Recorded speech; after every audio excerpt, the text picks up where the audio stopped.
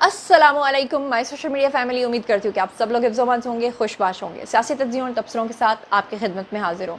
आज बहुत सारी खबरें मैंने आपके साथ शेयर करनी है। सबसे पहले तो हमारी जो शेरनी है पंजाब की, यानी कि मरियम नवाज़, उन्होंने ऐसा ज़ोरदार करारा थप्पड़ मारा है अली अमीन गंडापुर को, और क्या मुंह तोड़ जवाब दिया उसके बारे में भी आपको बताऊंगी। आज मैंने आपको बताना है कि पाकिस्तान ने बाकायदा तौर पे JF-17 जो हैं तैयारे, उनको दूसरे ममालिक को एक्सपोर्ट करना शुरू कर दिया है और आज़रबाईजान को दिया है, अर्जेंटाइन को देने जा रहे हैं। ये पूरा मामला क्या है, इस पर बहुत सारे लोग रूमर्स भी फैला रहे हैं, तो असल हकीकत क्या है उसके बारे में भी आपको बताऊंगी। इसके अलावा आपको बताना है कि बलोच जो ख़वातीन हैं उनको जिनसी स्कैंडल्स के तौर पे ब्लैकमेल करके पाकिस्तान के ख़िलाफ़ इस्तेमाल किया जा रहा है और एक खुदकुश हमलावर पकड़ी भी गई हैं। ये सारी तफसीलात आज मैं आपको बताने वाली हूँ, जो शायद इससे पहले आपने नहीं सुनी होंगी। इसके अलावा आज मैंने आपको एक बड़ी खुशखबरी भी बतानी है और साथ में मैंने आपको और भी बहुत सारी खबरें जो हैं वो बतानी है। तो चलिए जनाब शुरू करते हैं पहली खबर से। पहली खबर से। तो पहली खबर जो मैं आपको देने जा रही हूँ वो ये है कि पाकिस्तान के जो JF थंडर 17 है, आप लोग पता ही है, वो तैयारे जो हैं हमारे लड़ाका तैयारे, वो आज़रबाईजान की जो फ़िज़ाइयाँ हैं उसके बेड़े में शामिल कर दिए गए हैं। ये क्या तफसीलात है, क्योंकि इसके पर सोशल मीडिया पर बहुत बात हो रही है कि एग्जैक्टली पाकिस्तान ने आज़रबाईजान को दिए हैं, किस लिए दिए हैं, किस बुनियाद पर दिए हैं, कौन से टर्म्स एंड कंडीशंस हैं। तो उसके बारे में मैं आपको आगाह कर देती हूँ कि बाकू, पाकिस्तान और चीन के इश्तराक से जो बनाए गए JF-17 थे, ब्लॉक 3 लड़ाका तैयारे आज़रबाईजान की फ़िज़ाइया के बेड़े में शामिल कर दिए गए हैं। रूसी जो खबर रसा एजेंसी है उन्होंने इसको काफ़ी रिपोर्ट किया है और उनका कहना यह है कि आज़रबाईजान के जो वज़ारत दिफ़ा हैं उन्होंने पाकिस्तान की जानिब से फ़राहम करदा JF-17C जंगी तैयारे जो हैं वो आज़रबाईजान को दिए हैं। इसके अलावा आपको बता दूं कि आज़रबाईजान के जो सदर हैं इल्हाम अलियूफ़, उन्होंने पाकिस्तान की जो फ़ौजी हुक्काम हैं उनके हमरा तैयारे की महारत का मुशाहिदा भी किया और जहाज़ में बैठकर उसका जायज़ा भी लिया। इसके अलावा आपको बता दूं कि JF-17 तैयारे जो हैं वो पाकिस्तान एरोनॉटिकल कॉम्प्लेक्स जो है उसका और चीन की जो क्राफ्ट कॉरपोरेशन का इश्तराक है उससे बनाए गए थे। और आपको बता दूं कि पाकिस्तानी मीडिया ने ये रिपोर्ट किया था कि आज़रबाईजान JF-17C तैयारों की ख़रीदारी का इरादा रखता है और ये मुआहदा तकरीबन जो है वो 1.6 अरब डॉलर की मालियत का हुआ था पाकिस्तान का। रिपोर्ट के मुताबिक ये जो जदीद और हल्के और हर मौसम के तैयारे हैं जो दिन और रात में ऑपरेशंस के लिए डिज़ाइन किए गए थे, ये आज़रबाईजान को दे दिए गए हैं, जिसका पाकिस्तान की इकोनॉमी पे बहुत अच्छा असर पड़ने वाला है। लेकिन इसका एक क्रेडिट नवाज़ शरीफ को भी जाता है। नवाज़ शरीफ भी इसमें पेश थे और नवाज़ शरीफ ने ही सबसे पहले, जब आपको याद है कि जब भी कोई तरक्याती काम हुए हैं ना, तो वो नवाज़ शरीफ ने ही किए हैं, तो उनको क्रेडिट देना बिल्कुल नहीं भूलना चाहिए। दूसरी खबर आपके साथ शेयर कर लेती हूँ कि मौलाना फजलुर रहमान का भी जो अहम बयान है जनाब वो आ गया है। मौलाना फजलुर रहमान ये कहते हैं कि आईनी अदालत के क़याम के हक़ में हैं और किसी शख्स के लिए तरमीम के हक़ में हम नहीं हैं। अच्छा जी, अब उन्होंने क्या कहा, उन्होंने कहा कि ख्वाहिश है कि आइनी तरमीम जो हैं वो इत्तफ़ाक़ी राय से मंजूर हो जाएं। और उन्होंने सहाफ़ियों से बात करते हुए कहा कि जनाब ख्वाहिश है कि आइनी तरमीम इत्तफ़ाक़ी राय से मंजूर हो और आइनी अदालत के हक़ में हम लोग हैं। और शहबाज शरीफ ने सिर्फ इतना कहा है कि हमें सपोर्ट करो, ये मौलाना साहब ने कहा। उन्होंने कहा कि किसी शख्स के लिए तरमीम के हक़ में हम नहीं हैं। लड़ाई और डेड लॉक अपने मनपसंद अफराद के लिए है, चाहते हैं कि मुफादात से बालातर हो के वसी तर कौमी मुफाद में तरमीम हो। उनका यह भी कहना था कि एक्सटेंशन मुफादात की बुनियाद पर नहीं बल्कि ज़रूरत की बुनियाद पर होनी चाहिए। और एक सूबे से कौम परस्त दूसरे से मजहबी जमातों को धांधली से बाहर किया गया। बलूचिस्तान और खैबर पख्तूनख्वा में रियासत की अमल दरामदी जो है वो ख़त्म हो गई है। अब बंदा पूछे कि खैबर पख्तूनख्वा के अंदर अगर कानून की अमल दरामद जो है वो वहाँ पर ख़त्म हो गई है, तो मौलाना साहब आप तो खुद उनके इत्तेहादी बने हुए हैं, यानी PTI के, क्योंकि पिछले 15 साल से वहाँ पर कौन हुकूमत कर रहा है, ये मेरा आपसे सवाल है। एक और ख़बर आपके साथ शेयर करने जा रही हूँ, तकरीबन 90% तो ये सच्ची लग रही है, 10% हम चांसेस रख लेते हैं। लेकिन ये आदिल राजा का वेरीफाइड अकाउंट है जी, सोल्जर स्पीक के नाम से, आदिल राजा के नाम से। आप लोगों को पता है कि पाकिस्तान तोड़वाने का ये बड़ा ख्वाहिशमंद था और ये और इसकी बीवी दिन रात बैठकर पाकिस्तान के ख़िलाफ़ गलीज़ प्रोपेगेंडा किया करते थे। और अब जनाब हुआ क्या है कि इसकी अपनी बीवी छोड़कर इसको किसी और के साथ भाग गई है। اب مبینہ طور پہ جناب یہ جو ٹویٹ ہے اس نے پہلے کیا اور پھر اس کے بعد اس نے وہ ٹویٹ جو ہے وہ ڈیلیٹ کر دیا.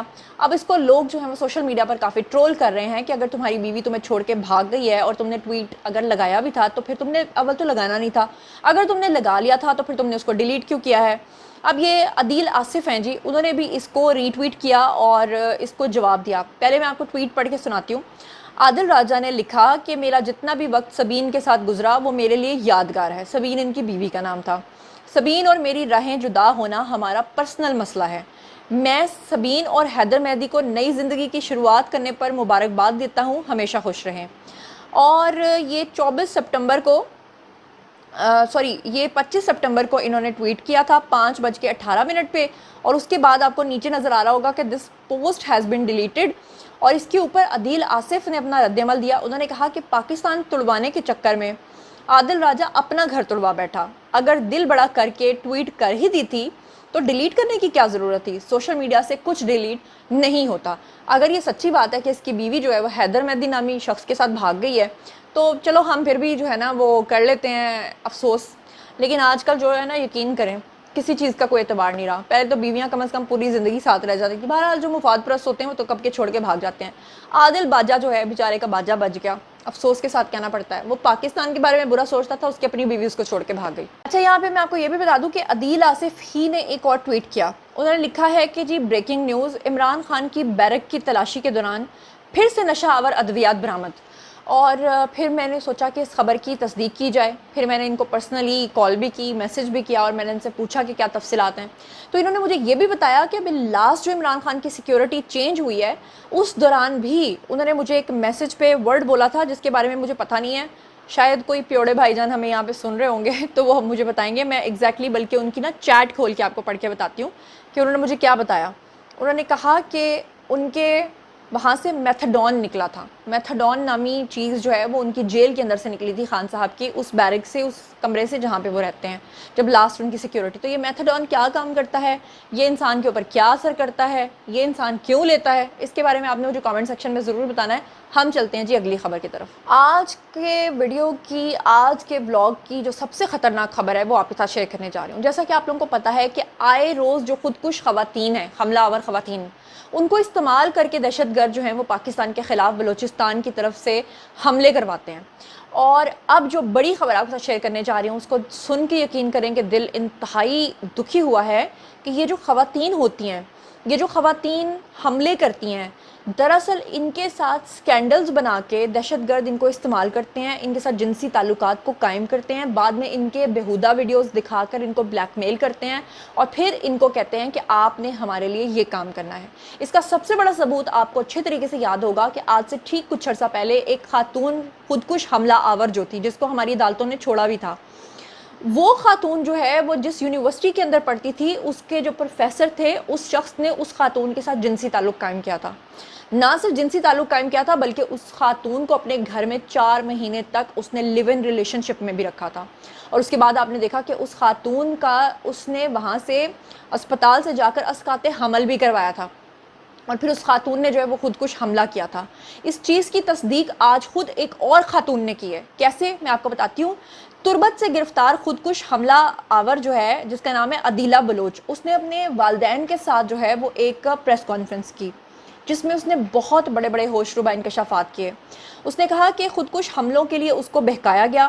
اس نے کہا کہ وہ ایک کوالیفائڈ نرس ہے اور WHO کا پروجیکٹ بھی چلا رہی ہے. اس نے کہا کہ میں بہت بڑا گناہ کرنے جا رہی تھی, حالانکہ میرا کام تو لوگوں کی جانیں بچانا تھا, لیکن بدقسمتی سے میں ایسے عناصر کے ساتھ رہی جنہوں نے مجھے بھٹکایا اور بہکایا. اس نے کہا کہ خودکش حملہ کرنے کے لیے میں تیار ہو گئی. کیا عدیلہ بلوچ کے اس بیان کو مہرنگ بلوچ اور حامد میر جو ہیں انہوں نے شیئر کیا ہے؟ یہ میرا آپ سے ایک سوال ہے, کیونکہ حامد میر تو بڑا بلوچیوں کی طرف سے آواز اٹھاتے ہیں, صرف جو دہشت گردی کرتے ہیں نا ان کی طرف سے حامد میر آواز اٹھاتے ہیں.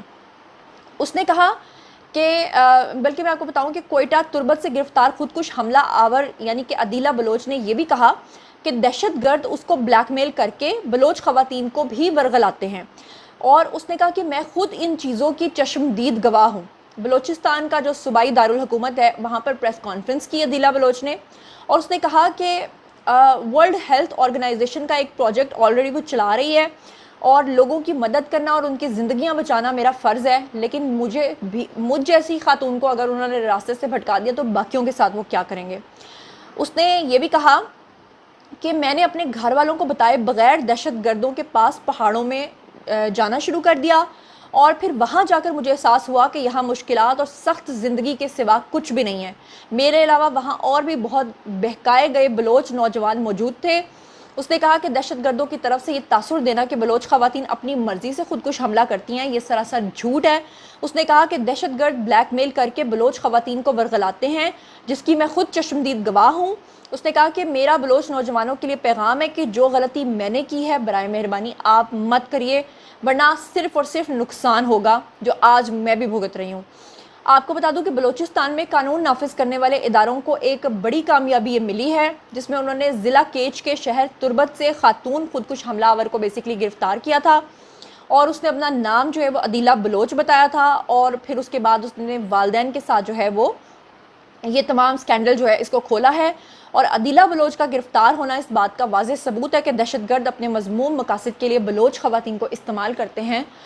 اب مجھے انتظار ہے اور آپ لوگوں کو بھی انتظار ہونا چاہیے، آئیے جس بھی پلیٹ فارم پہ ہیں، فیس بک پہ ہیں، یوٹیوب پہ ہیں، ٹویٹر پہ ہیں، جہاں پر بھی آپ ہیں، اپنی آواز اٹھائیے اور پوچھیے حامد میر سے کہ ہاں حامد میر اب بتاؤ۔ معیشت کے حوالے سے چھوٹی چھوٹی 3 خبریں آپ کے ساتھ شیئر کر لیتی ہوں۔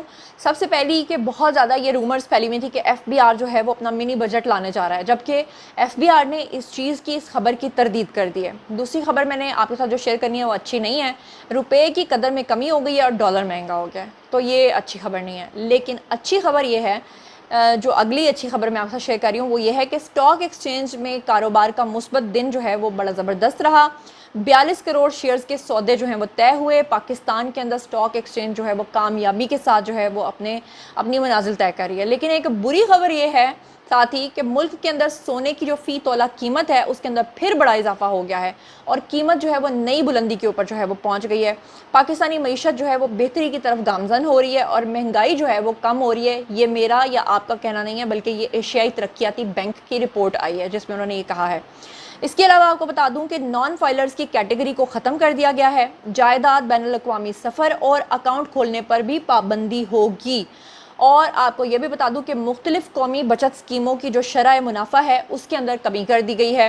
سٹاک ایکسچینج میں جو ہے وہ بہتری آ رہی ہے، آپ کو میں نے بتایا ہے۔ اور پی آئی اے کی جو نجکاری کے بارے میں باتیں ہو رہی تھیں، اس کی جو بولی ہے وہ 1 اکتوبر کو ہوگی۔ سیکرٹری نجکاری کمیشن نے اعلان کیا ہے، لیکن انہوں نے کہا ہے کہ ہمارا جو برانڈ نیم ہے وہ پی آئی اے ہے، تو اگر ہم اس کو بیچیں گے بھی یا پرائیویٹائز بھی کریں گے تو ہم اس کا نام پی آئی اے ہی رکھیں گے۔ اس کے علاوہ آپ کو بتا دوں کہ 30 ستمبر سے 200 یونٹ تک کا جو ریلیف ہے وہ اور بنیادی ٹیرف فی یونٹ 7.12 روپے تک بڑھ جائے گا۔ تو جناب یہ تھیں آج کی خبریں۔ باری ہے جی آپ لوگوں کی، آئیے کمنٹ سیکشن میں اور بتائیے کہ آپ ان تمام خبروں کے بارے میں کیا سوچتے سمجھتے ہیں۔ جو کچھ بھی آپ سوچتے سمجھتے ہیں شیئر کیجیے، پرسنلی جواب دوں گی۔ مزید خبریں، ولاگز، انٹرویوز اور سیاسی تجزیے جاننے کے لیے میرے ساتھ کنیکٹڈ رہنا ہرگز مت بھولیے گا۔ چینل کو سبسکرائب کر لیجیے گا۔ اپنا بہت بہت خیال رکھیے گا۔ اللہ نے کے بان۔